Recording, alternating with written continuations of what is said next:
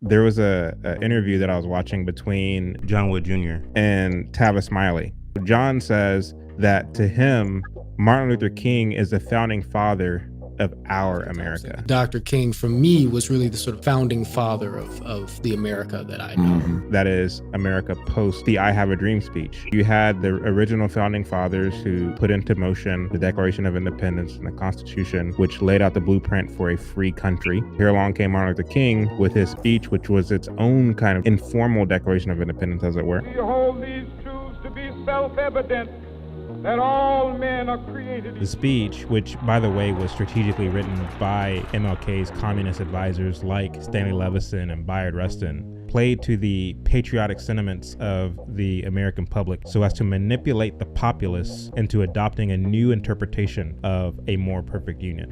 What we needed was a moderate presentation of the vision of the civil rights movement.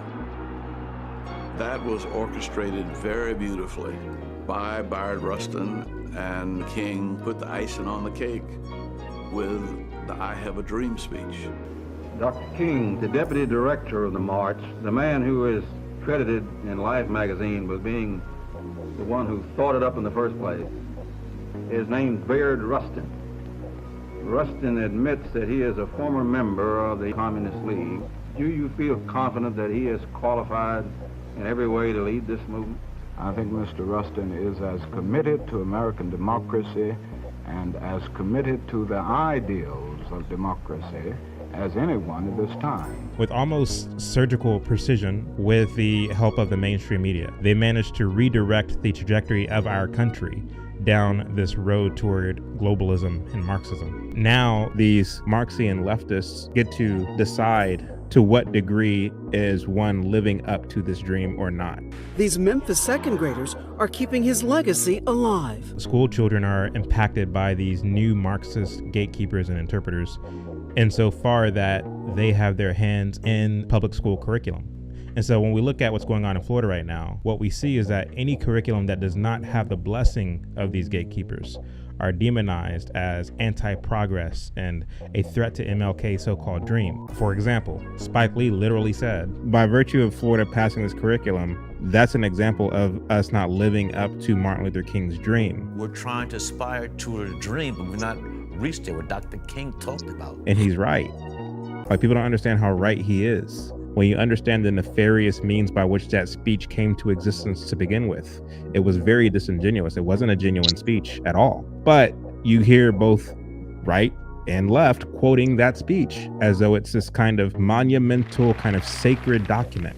50 years ago, one of the tactics communists would use is they would oftentimes try and co-opt the legacies of America's figures. a great American in whose symbolic shadow we stand today. One of their tactics was to try and connect their point of view and their motives to men like Abraham Lincoln, George Washington, as opposed to, say, Marx, Engels, Lenin. Make it seem as though you are in line and in lockstep with the American tradition. There's a difference in what the founders were doing and what King was doing. King was a direct betrayal of our founding values, and he knew that. He was very conscious of that. People should ask themselves, why his dream? Why his vision?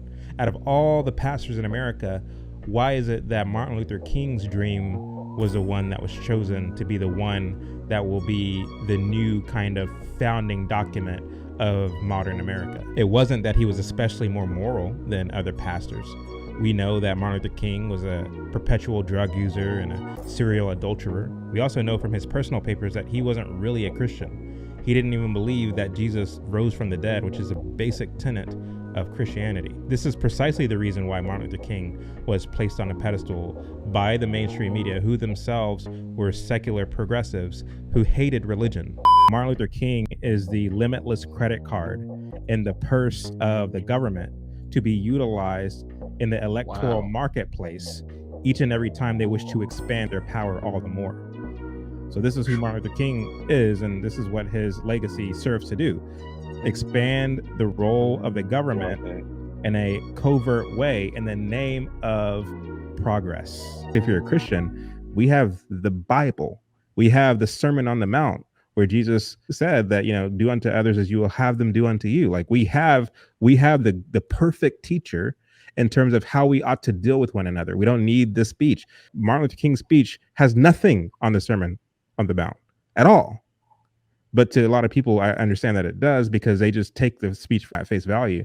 And so again, when you listen to Spike Lee sitting in that chair saying that we are not living up to the dream, that's the reason why you have these quote unquote Black Republicans who are trying to backstep, because they agree with him. They agree with Spike Lee because they hold Martin Luther King as a standard. They hold the speech as a standard. They hold the civil rights movement as a standard. They haven't been challenged with the information that we present here on Cutting Through the Culture and on our individual platforms, the four of us on this panel. They haven't been challenged with the narrative that we speak, which is a narrative that's based in truth. They have succumbed to the kind of inundative, overwhelming, pervasive, prevailing narrative that we all have been taught in our schools. And for me, I'm not impressed that you just believe the same thing that we all have been taught in our public schools. I mean, that doesn't impress me. The fact that you have Tim Scott and others sitting up there just saying the same things that we've all been taught and told, that's not impressive to me at all. As we follow this form of mass action and strategic nonviolence, we will not only put pressure on the government, but we will put pressure on other groups which ought by their nature to be allied with us.